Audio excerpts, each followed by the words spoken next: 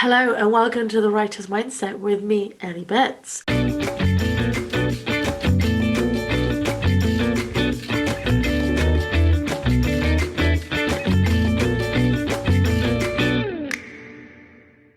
Christina is absolutely fine. I just have a little something extra to share with you this month. The excerpt I'm sharing with you today is from the self-publishing episode with Daniel Willcocks. He shares some tips for indie publishers of all levels. Enjoy. Today, I am joined by Daniel Willcocks. Welcome to the podcast. Hello, thank you for having me. I'm excited to be here.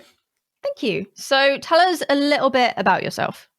Oh God, the prep. So I am an independent author. I have been published since 2015.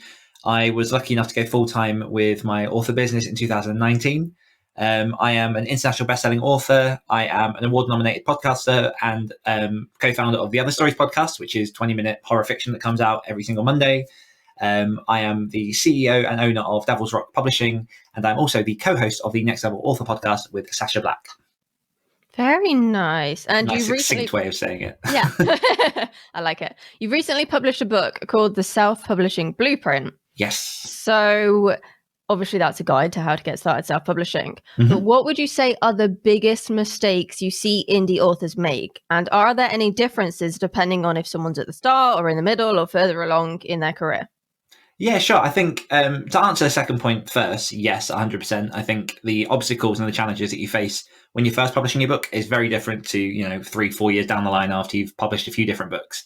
But I'd say that one of the biggest mistakes, so if we split this into sort of beginners and, quote, more advanced, take that how you will.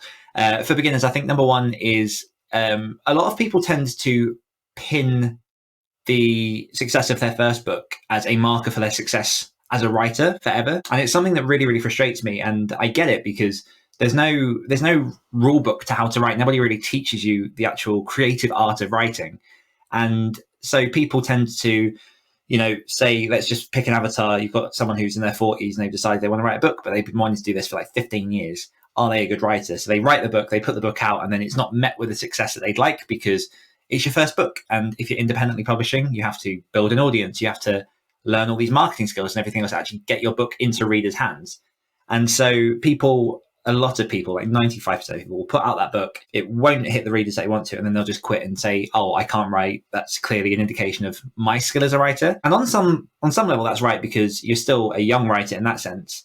But the number one thing that is preached in independent publishing, but should probably be magnified a bit more, is just this exponential growth of putting books out, building up a backlist, using more products to bring people into your funnel. And really, most self-published authors don't hit real success until they've got a number of books behind them. What that number is sort of varies depending on your tactics and your gusto as a writer. But that's definitely one of them, is a lot of people who will just quit at that stage. It's really, really sad to see because there are some fantastic writers out there that just don't get that recognition straight away. And the other thing for beginners as well is finding the right stage to let go of their book to give to readers. So you're laughing. I'm guessing this might sound familiar. Yeah, we had a phrase during my MA, which was that a piece is never finished, it's abandoned. Uh-huh. And yeah, that rings true for me for every single thing I've ever finished. Yeah. And I think that really you can, again, there's no rule book to how to sit down and begin a career in writing. And a lot of people have to spend months by themselves in a room writing that book. And you get into your head, you wonder whether you're good enough. And the only way to find out if you are, quote, good enough is to give it to readers or to give it to someone other than you. My argument would be make sure you're actually giving it to people who read what you're trying to achieve, as opposed to your next door neighbor or a family member. Really try and find the right person to read your book, because that could make or break someone. But just knowing that point where I've worked, because I coach authors as well, and I've worked with a lot of authors who have had their first book in progress for 10 years, and that's no exaggeration. And no one's ever read it. And they wonder if they're good. And I'm like, there's only one way to find that out, and that's to give it to someone and to get that feedback. So finding the way that works for you, in which you feel comfortable and you can receive that feedback, will definitely push you forward. And then a couple of very quick ones for people who are maybe a bit further into their writing career. One mistake that I've certainly made, and when I say mistake, it's kind of 50-50, is genre switching. So I've jumped into a lot of different genres, and the people that tend to find the quickest path to success are the people that stick consistently to a genre, deliver to their readers and build that reader base so that those readers consistently know what to expect. I've jumped into post-apoc, into horror, into a little bit of sci-fi as well. And it's only now that I'm kind of really honing down and going, okay, horror, this is the audience I'm building. But also, for me, it was a journey. And I'm quite happy I took that journey because it allowed me to experiment to find out where I wanted to call home. So it's not always the worst thing, but people need to understand that it can slow down your progress as an author. Another one is looking after your actual reader base. So a lot of people spend a lot of time audience building and putting out Facebook ads and recruiting new readers, but not doing a whole lot to really delight and engage the readers they already have. And it's so much easier to keep current readers than it is to recruit new readers. So the more you can look after your current audience, the stronger your fan base will be and the easier it will be to grow. And then the final one is one I'm very, very guilty of a lot of the time is forgetting to market your backlist. So forgetting that those books that you spent months, years putting out before, you just forget about it, you just leave, and then you're focusing on the current book. So really trying to get that entire backlist to work and creating an ecosystem where you're marketing everything so that it works for you as one. Going back to people who are afraid to share that book they've been tinkering with forever, even though that's the only way they can find out if it's any good, what would you say to someone who is absolutely cacking it at the thought of sharing their book with, their dog, let alone an actual beta reader or an editor? How would you help them with that? It's difficult because obviously it's dependent on the type of person it is. But if you are really, really bricking it, ultimately that may just be your biggest hurdle. So if you can overcome that hurdle, everything gets a bit easier from there. But also a lot of why people are afraid to put their stuff out there is just writing to a lot of people can be really precious. It can be a thing so personal that it's, for a lot of people, their escape. So, you're out of control at work, wild at work, but you don't have a lot of control in the place that you work. You're looking for a place in which you can feel at home, in which you can really sort of, I really apologize. My laptop's the fan is going absolutely crazy. So if there's a humming in the background, that's my laptop. Don't worry, I've been there. I've had it too. It's awful. But yeah, it's something that's so personal. So like it's untouched and it's yours and it's pure. And the minute you give that to someone, it can dilute, it can change, the meaning of what it is that you create. And I think that understanding that for someone ultimately and having those conversations with people to say like, okay, what is it? Why is what is it you're doing your writing for? And then looking at what their goal is. So if your goal is to publish your book, the inevitable step is to give it to someone. And I think that we, especially as first-time writers, think that in order to give it to someone, we have to perfect it as best we can. But really, most of the growth comes in identifying mistakes, identifying patterns. I run an online writers group, and we got a guy in there who made the really, really brave step before he'd even finished his first book, the first draft of. He gave 5,000 words to an editor to get feedback on and say like, okay, find my weak spots, tell me what I can extrapolate and put across the entire thing. And I think that's such a really good attitude to have because you're going to an editor who is a professional. You're allowing them a sneak peek so you can identify certain things that you can then work on and make your first draft stronger. And it's a step forward. It's a step in the right direction. And I think that it is hard, but it is an inevitable step that people just have to overcome if you want to get into this business. If maybe you get to that point and you're about to hand it off to someone and you think, oh, maybe I don't want this as strongly as I think I do, pull it back, keep it as yours, keep it as something special. You don't have to put your book out there, but for people that do want to get into this kind of life, that is something just to inevitably try and take gently, take the criticism with a pinch of salt, and then try and keep moving forward. Because everything can be fixed. I use this analogy a lot, and I don't know why, because it's a crap analogy. But if I was to build a car from scratch now, I have no clue what I'd do. And the first car that I built would be crap, and it probably wouldn't start. That's your first draft. But then if I, showed that to an engineer or a mechanic and said, okay, what have I done wrong? They can show me the things. I'm obviously not going to get it right first time. I've never built a car in my life. And so the second time, it might start, it still might not. But you make those sort of small changes until you get to a point in which, you're comfortable, you're ready to publish it. But it is just about getting better over time and accepting that first draft is never going to be as nice as you want it at the end. Yeah, and I think sometimes even your first book, when you look back on it, you might go, just what, why, what? And you almost, I hasten to say you're embarrassed by it, but you find it a little bit cringeworthy to go back through it. Yeah. There was There's this quote I always mention, and I paraphrase it badly, so I shouldn't quote it. But it's one of the big entrepreneurs. It's either Richard Branson or Bill Gates, someone of that ilk. And they said that if you can't look back on things you've done in the past and feel embarrassed, then you haven't grown enough. Oh, 100%. I love that. Yeah, because I've actually been looking at my first novella again recently, because like I said, that came out in 2015, and that was the first thing that I really sort of put together that was of any real size. And I haven't read it in a couple of years, and I kind of want to go back to it and revamp it based off of what I've learned over the past 6 years. But then I'm in two minds over whether to do that, because number one, it could be a better product, but number two, it's, you know, a stamp of where I was in time, and I don't really want to alter something that started my career.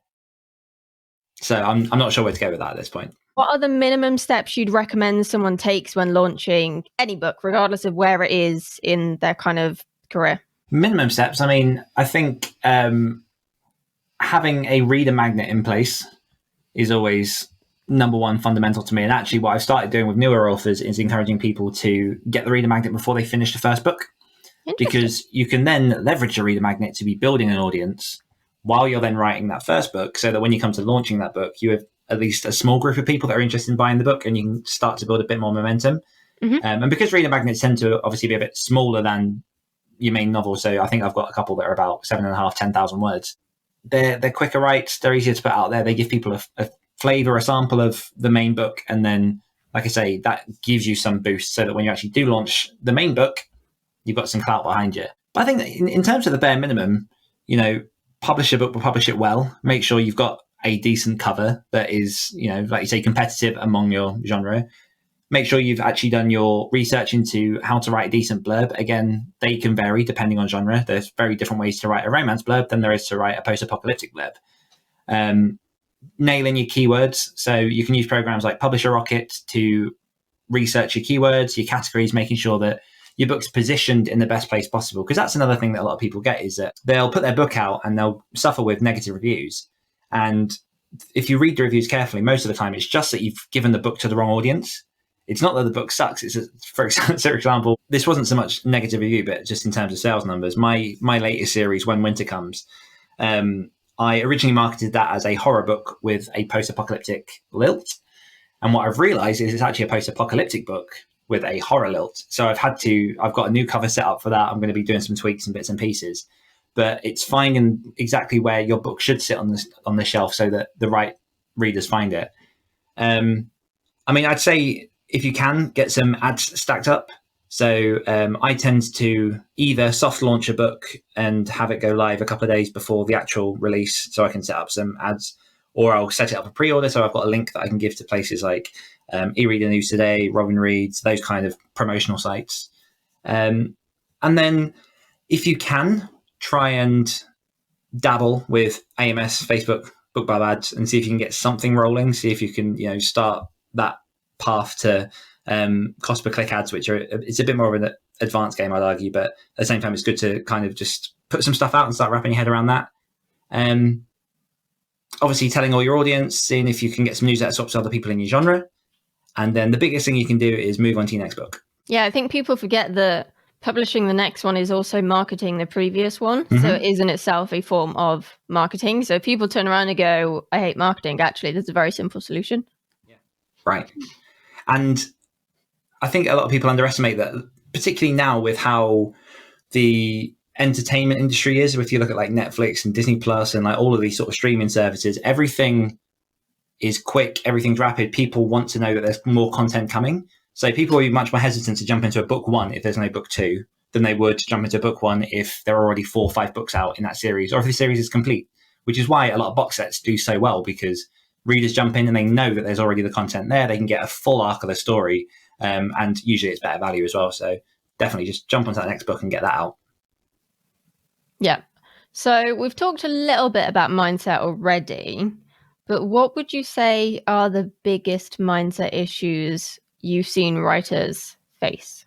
I think the main one that I face, so as I mentioned, I coach authors. I have sort of like one-on-one power hours. I have sort of like coaching programs and things. And most of the work that I seem to do is unpicking expectations around the one path to success. So an example of that is over the last 3 or 4 years maybe, the rapid release model has been very, very widely megaphoned across the self-publishing community. And for people unfamiliar with that model, that's essentially a model of, for example, you don't publish your first 3 books until you have them written. You publish one, a week or 2 later, you publish the next one, a week or 2 later, you publish the next one. And then you jump into a cycle of releasing a minimum really of once a month, just to play the algorithms, keep it going, and to feed readers so that they keep buying your product. And because that's worked so well for certain people, a lot of people have tried to replicate this. And I found that, I kind of am / I'm not one of those at the minute. I do write fast, but that's like a whole separate thing. But it's one of those things that it's not the only way to success. It's one way to success. And I've seen a lot of people who either have tried to make that happen and then realize that they don't write fast and therefore feel like they're failing because they're not able to keep up with these people that are like stacking books and making millions.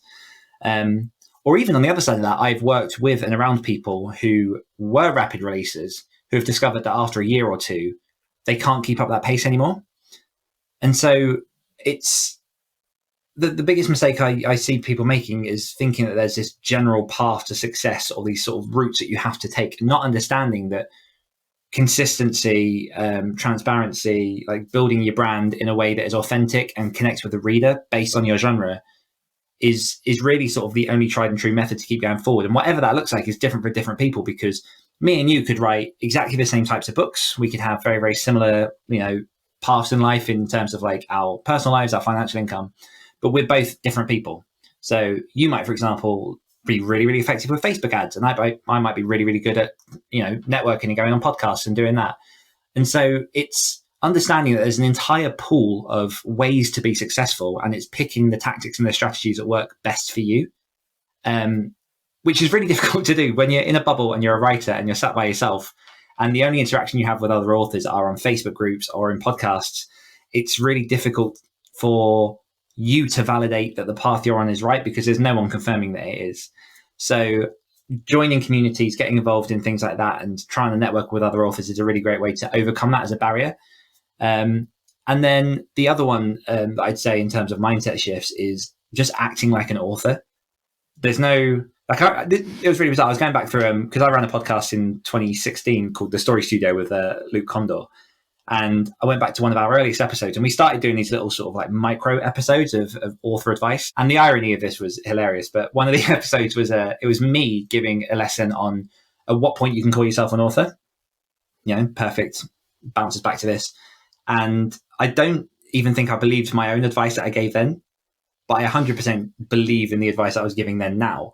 And that's just to act like an author from the start. If you've decided that you want to write a book, you're an author. Like, you don't need validation from your mum, you don't need validation from your husband, your friend, your sister, whoever. If you're happy to commit to it, if you want to write, if you're ready to learn and you're eager to just up your craft and listen to people, you're an author, and therefore you can act as such. Put that down as your Instagram profile. Like, nobody will ever get their sword and dob you an author. You just have to claim it for yourself, so just do it. Yeah, it's amazing how many people preface the word author with things like beginner or upcoming, newbie. soon. Yeah, things like that. It's like, why do you need that differentiation there? Yeah. Because then you're almost saying, I'm not quite good enough for this title at the moment. Why aren't you good enough? I've got a friend who's training to be a nutritionist, and she had that with hers because she's not quite qualified yet. She's like a few weeks off getting the qualification, but the amount of knowledge that she's acquired from her course means that she's already coaching people and giving them sessions. And she has a real bugbear with saying, I'm a nutritionist, because she hasn't yet got that piece of paper at the end of it. But the fact is she's giving nutritional advice to people, and therefore in taking on that role and acting as such, you are a nutritionist. Yeah. It's exactly the same with being an author, isn't it? Yeah. And there's also a distinction between writer and author. I see a lot of people put I'm a writer, and they'll only put I'm an author once they're holding a book in their hands. Yeah. I'll let people take that one as they will. I'll tell people where to go on that one. One of the things you said, I think I saw you have a video on Instagram about it. You said that showing up for yourself, even if no one else cares, is important for writers. Why is that? Because we are the only people we can rely on when the lights are off and the room is dark. you can reach out to different author groups. You can ask your family and your friends to hold you accountable. Ultimately, the only person that can make you do the work is you. So if you could surround yourself in 50 of the greatest writers who are trying to motivate you and whatnot, but if you want to just stay in bed and sleep, that's what you're going to do. So it's just as simple as that, really. Like, the one lesson that I really, really learned early on in this career is that if I wanted to make it happen, I had to make it happen. And I was working a full-time job. I had a newborn son. He is still alive, thankfully. I've won that battle. But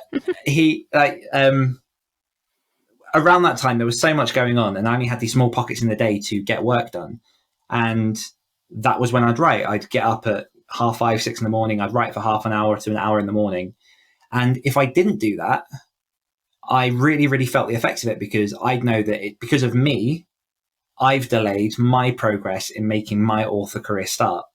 So even on the days in which it was hard, even on the days when I was tired, when there was 1,000 things to do, I showed up and I put in the work, and thankfully over time that's paid off. And I also found that, I can't remember, I definitely heard this on the podcast at some point around that time, because I was listening to a lot of podcasts to try and get me in the mindset of becoming an author and taking this kind of life. But whoever it was basically said that because I was working my 9 to 5, every day I'd show up to my job and I'd do the work.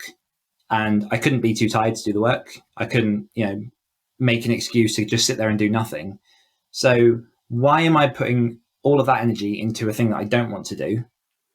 Don't get me wrong, I didn't hate my job. I enjoyed my job. But why would I invest that time and give my best to that job and then slump in the time that I had to myself? So I really took that to heart, and I really, took responsibility for the fact that if I wanted to write 5,000 words that week, I had to make that happen. Like, my fiance at the time, she couldn't do it. My mum couldn't do it. Like, it's just down to me. And I think that's the same for everyone. And something that I think people know, but they never really think about, is that if you want to do the thing, you have to put in the work to do the thing, and no one else is going to do that work for you, especially in something as personal as writing. Yeah, no one's going to sit there and go, have you done any writing today? Have you hit that word count? No one's going to be there to motivate you every single day. It has to come from you. No, absolutely. And it is really difficult. Don't get me wrong. Like, I get how hard it is to motivate yourself and push yourself to do that, especially if you're not in the habit, or, you've got the whole imposter syndrome of, oh, but I'm just like dabbling. Like, I'm not really a writer, that kind of thing. Just commit to it, give it a go, and just own it. Yeah. What have you got to lose? Mm-hmm. Set maybe a little bit of your energy. Yes. But you can get more of that. That's what caffeine's Exactly. for. Exactly. You mentioned that your superpower, and I really like this, is seeing through the bullshit. Why do you think that's helpful when you're coaching authors? Because everyone comes to me with a problem that isn't the problem they think they have. And it's really interesting. I don't know where it comes from. In terms of like the Gallup strengths, and I don't know if people are familiar with these, but in terms of like the Gallup Clifton strengths, which is it basically ranks your first out of 31 different strengths. It gives you a top 10, and it's basically you should focus on those top 10 and magnifying those, as opposed to trying to like strengthen all your weaknesses so that you can really sort of become powerful. And one of my top ones is individualization, which is the ability to kind of recognize the individual in each person. And it's just fascinating because although everyone is an individual and you all have your own paths, and we've already kind of touched on this earlier in terms of like, marketing your book, there are commonalities that transcend all of that. So things like your personal health when it comes to finance, physical health, mental health, when it comes to your mindset around like how you approach different things. You've got your family life, you've got your work life, you've got your author life, you've got all these different factions. And people will come to me and say, for example, I'm really struggling to finish this book. And they'll think that it's because they're not putting in enough work. It's because they're not writing fast enough. It's all this kind of stuff. But then you pick it back and it could just be that they're going through a divorce in their personal life, and that's really creating a block for them because they've got other things that really need their attention in terms of your life. Like, writing isn't an isolated practice. It's part of a greater whole. It could just be that they're comparing themselves to someone else, and they are writing as they should be, but they're not writing as fast as their buddy because their buddy writes much faster, and that's just part of their process. Could be that their friend plots and this person pants, and there are all these different sort of factors. And most of the time, I'll sit there and I'll kind of ask people to give me an idea of what it is that the problem is, where they are, where they're writing, what they're trying to deal with, and 95% of the time, it is a case of the actual problem that they're trying to solve is about 3 degrees to the left. And so I don't know where it comes from, but it is just, I think by listening and trying to understand this greater mechanism in which writing fits, you are able to understand or are able to identify where that pain point is and the real problem people are having. And most people just want to be heard. Most people, like I say, we live in these really sort of vacuous chambers when we write, in which we're in a room, we're by ourselves. Like even now, like I'm in a room talking to you online, but I'm in a room in a house that's miles away. And so we never have those real touch points, those interactions in which, someone else can say, oh, I'm feeling that too. Or, that's a normal part of the writing process. So it's, I don't know if I'm explaining this very well, but it's sort of like just breaking down those barriers and really trying to find what it is they're saying amongst what they think they're trying to say. Yeah, I get you, because I've seen the same thing. A lot of people say, oh, I'm having this problem. And then you look and it's like you say, because something's going on in their personal life, or maybe that's the wrong genre that they're writing in and they've never considered it, or maybe they don't know their characters well enough and they're blaming the plot. And it's all these little things that people have never considered, and that fresh perspective can make a massive difference in terms of overcoming that hurdle to actually finish something. Yeah. One that I see very, very commonly, which I'll give as like a bonus tip from my book, is quite a lot of people skip that first step of researching the market when they're writing their first book. Because the first book is a book that comes from the heart generally, or it comes from, like, I've had this idea for 15 years and I want to put it into practice. And so they'll just jump straight into writing the book and writing the story that they think needs to be told. And then they'll realize at the end of it, they've got this story that is fantastic, but hasn't been shaped into a way to fit a certain genre and reach a certain pool of readers. So a lot of the time I get people come to me with that saying like, oh, it's not selling, or I don't know where this fits. And then we basically have to take that step back and go right back to the beginning and go, okay, well, who are your competitor authors? I don't know. Okay, what genre is this going to fit in? I think fantasy. All right, but what type of fantasy? And then it's all these questions that should have been asked, that haven't been asked, that then need to shape the book going forward. So if you're listening to this and you're a new author or you're halfway through your first draft, my recommendation is pause and just really try and critically consider, does your book have the tropes of the genre you're trying to hit? Do you know where you want it in the charts to fit? All those kind of general position and market questions that will help you increase your chances of actually having a successful book launch when it comes to it. Yeah, I definitely think when people are writing from the heart, they kind of begrudge the idea of doing that market research. But it's like, well, do you begrudge the market research, or do you begrudge your book not selling more? Which, are you always going to have that niggling in the back of your head? Oh, if I'd done this market research up front, would the book sell better? Would I be happier with the results, etc.? So it does save you a lot of time and hassle and stress if you just do that work up front, even if you don't want to. 100%. And you can still tell your story. You just have to look at a couple of little touch points along the way in which, you tick them off so the readers will be happy. Yeah, and then if you've done the market research and you still decide you want to go against that, at least you've got that knowledge and you essentially know why the book didn't do as well as it could have. Because there will be some people who do that research. Yeah, because there will be some people who go like, look, I don't want to do this research. I don't want to do this genre trope. And then they're like, why is my book not selling? And it's still a very simple answer. But at least they're more aware of what their reason's likely to be.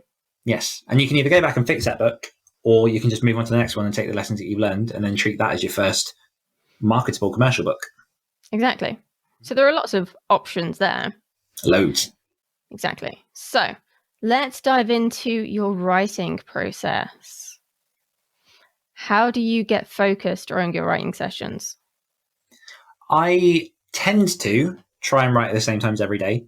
I'm much more of a morning writer than an evening writer, although that has changed over time because when I was in my old day job, sometimes I had to write in the evening. You just do what you need to. But now that I've kind of got the luxury of a bit more time, I tend to try and get a lot of my creative work done in the morning because that's just when my brain's more switched on and fresher. And then when it comes to actually writing, I work in Scrivener. So I approach the page I have a quick look at what I did the day before if I need to, just to refresh my mind where it is. And then I have, for people watching on video, I have a big set of headphones that I shove on. I've got a Spotify playlist I made myself, which is basically just full of sort of moody, atmospheric music.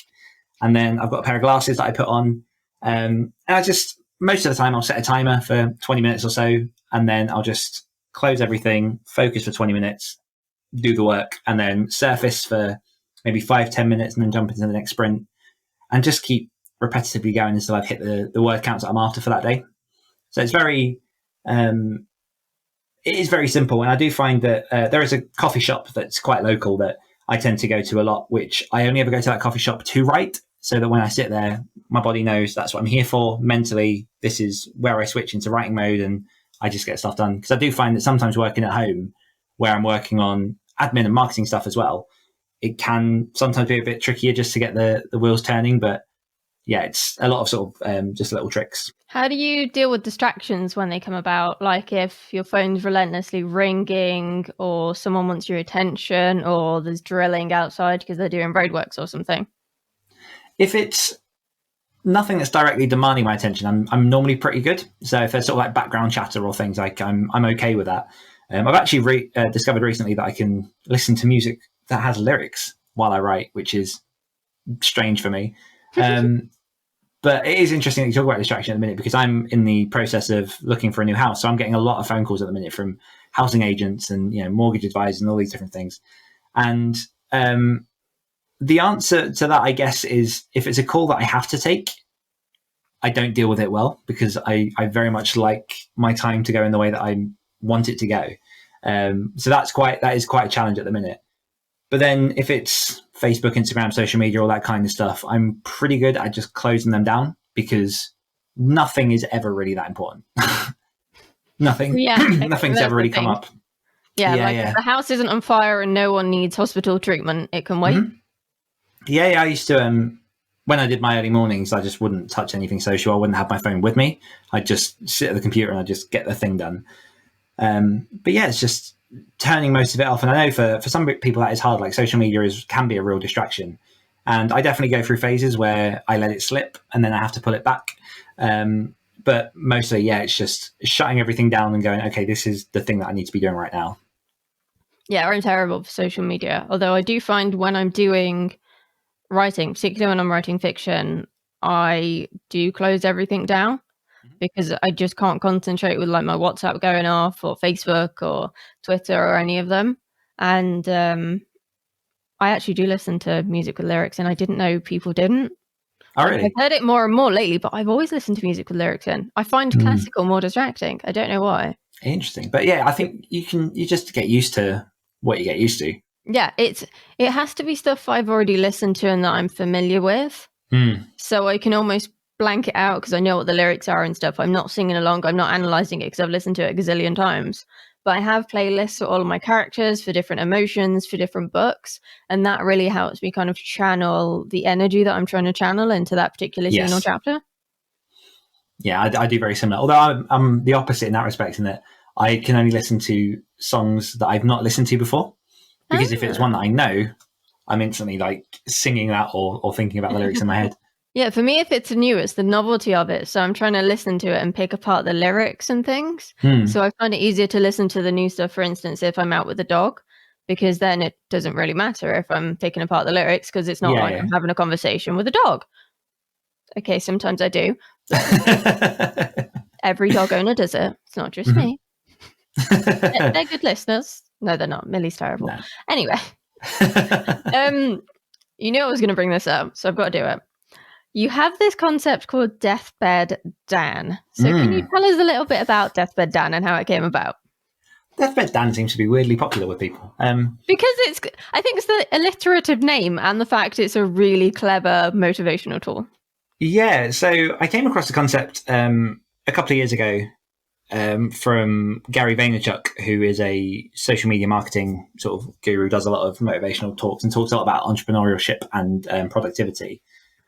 And it was something that really resonated with me, because so Deathbed Dan is basically, it's a concept that if I'm sat here right now and I think ahead to myself on my deathbed, so say I'm, conservatively 70, 80, whatever I make it to, is he going to look back on what I'm doing now and be unhappy with how I've approached today? Like, am I going to be glad for the energy I've put in today?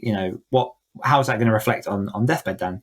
And so if I do have a bit of a crummy day or my energy levels are a bit low, I do sit and think, okay, what's deathbed Dan going to think about this? Am I working hard enough to make him proud? Like, is this a thing that matters to him? And I think that's the real important distinction here. What it's not is a tool to say, just keep working, just keep overworking. What it is a tool to really think and consider about the actions that you're taking now. So sometimes rest is what you need.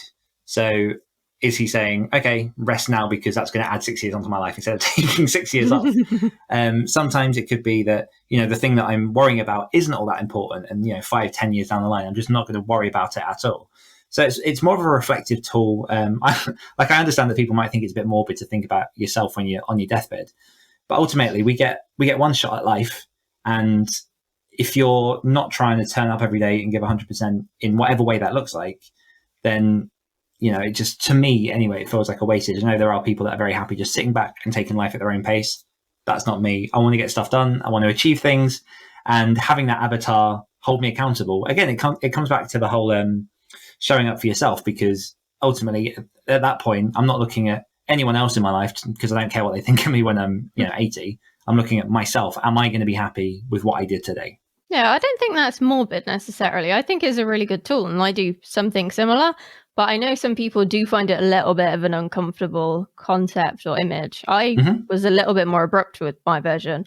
When I taught productivity for writers a few years ago, I said to people, if you were hit by a tram tomorrow, how would people you love feel? Would they be proud that you did everything you could to achieve your goals, or would they feel like you'd wasted your life? And I use trams because there are a lot of trams in Nottingham. That's why. So it's kind of a local image that would stick in someone's head a lot more. Yeah. And people initially, they were quite horrified by it. And then they kind of went, oh, okay, actually, yeah, I get it. But it's getting over that shock factor of the image in the first place. But I find that fascinating as well, because there is a real, we can go deep into this, or we can up. There's a real sort of comfort that people have, a real reassurance that tomorrow is guaranteed. Yeah, and I agree. It's just not like I've known. I've had friends of mine who have died young. I've had like family members that have gone for various different circumstances, and most of the time their death was a shock in some way. Like it was something that hit them suddenly, or it was an accident. So I think it for the fact that people are shocked at that image says a lot about how we generally perceive life. Like we just expect that we're going to have 2.4 kids, we're going to make it up to the age of 80, whatever the average is. I think 84 maybe isn't the male average at this point. Yeah, it's mid-80s, I think. But... Yeah. And so people then get very comfortable, and you expect tomorrow to come, so you don't try as hard, or you think like, oh, I'll try doing this tomorrow because that's a guarantee. And for me, I don't want to look back on myself when I am 80 and go, oh, you just wasted all of this time. And again, I'm always conscious when I say this stuff, I don't want to feel like I'm attacking people, because this is definitely how I think, and I understand that's not how everyone thinks. But I also like the immediacy of what you're saying in terms of, what if it does happen tomorrow? Because even right now, I'm looking at ways in which my current work's in progress, I can find some kind of accountability partner to give them to in case I die tomorrow. And then at least the things that I've done can either be finished or put out or something. Because nothing is guaranteed. But I think, if anything, that's a real, again, it's not morbid. It's very, very positive to think okay, how can I make the most of today? Because then I'll be grateful on my deathbed. Yeah, I think it does depend on your perspective as to whether or not you see it as being morbid or as being positive and uplifting.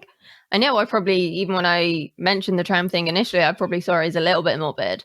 But I am much more of a positive person than I was a few years ago. And I do see it as challenging myself and finding opportunities to grow. And in the diary that I track things in, it's like, what are the top 5 things you've achieved today? And there are some weeks where I do struggle to fill it in. And then I think back and what the fuck have I done this week? When you have those weeks, then you kind of have to reevaluate and go, okay, how can I make next week better than last week and get closer to those end goals? Yeah. And it doesn't have to be a massive change straight away. I think this is one thing that people also struggle with, is that you go from, okay, maybe I'm tired, sort of like sitting on the sofa and, you know, doing whatever you do in the evening all day. I'm just going to jump in and start doing all these things. And I think that's just as damaging as staying in the spot that you're in. But you really need to take like incremental, slow movements in the right direction. And it's a thing that I got from Kevin Hart in I think it was a book or something he was interviewed on. Just try and be better than you were yesterday.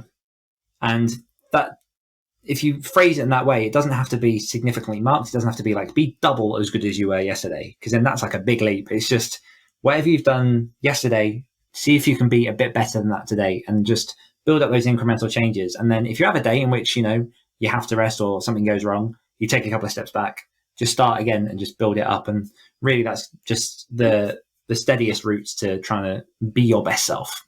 I hate that phrase, but yeah. But it's the most appropriate, I guess, isn't it? Yeah. How can I be my best me? Yeah. And also remember that the best you now is going to be vastly different to a year ago or a year in the future. Yeah, none of us know what is going to happen in the future, but as long as we're working towards something, that's what counts, right? I hope you enjoyed that little excerpt. If you're enjoying the Writer's Mindset podcast, check out our Facebook group. You can find it at writerscookbook.com/Facebook group. We also have lots of new merch, as you can probably tell, because I'm covered in it. We will see you in May for our regularly scheduled episodes. Keep writing.